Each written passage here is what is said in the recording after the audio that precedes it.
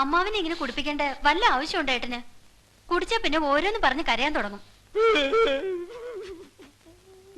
അയ്യോ പണ്ടിങ്ങനൊന്നും അല്ലല്ലോ. ഇപ്പോഴിങ്ങനെയാ. അമ്മാവനൊന്നും മനസ്സിൽ നിൽക്കൂല. എപ്പോഴാ കരയാന്ന് ദൈവത്തിനെ അറിയൂ. ആ അത് ശരി.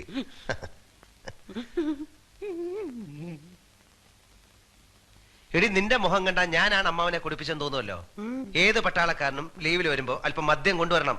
അതൊരു നിയമമാ. അതിങ്ങനെ നിലയില്ലാ കയറ്റി ചാടുന്നു ഞാൻ വിചാരിച്ചോ? സന്തോഷം കൊണ്ടല്ലടാ ഉണ്ണി, നിന്നെ കാണുന്ന ഈ വീട്ടിലൊരു നക്ഷത്രം ഉദിച്ചു വരുന്ന പോലെ അല്ലടാ. ഞാൻ നിന്റെ അമ്മാവനല്ലടാ. ഒക്കെയാണ്, സമ്മതിച്ചു. ആദ്യം ഈ കരച്ചിലും നിർത്ത്. എനിക്ക് മക്കള് രണ്ടേ രണ്ട്. ഒന്ന് നീയ്, ഒന്ന് പാർവതി. നീ നിന്റെ അമ്മായിയെ കണ്ടോ? അവള് വയറ്റിലെ കോണ, ഒരിക്കലും പെറില്ല. ഞാൻ വല്ലതും വിളിച്ചു പറയും.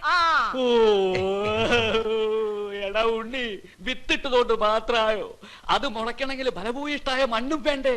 ഈ വെള്ള തറവാട്ട് അത്തരം മണ്ണില്ല. എന്റെ ഈശ്വരാ, എനിക്കിനി ജീവിച്ചിരിക്കാൻ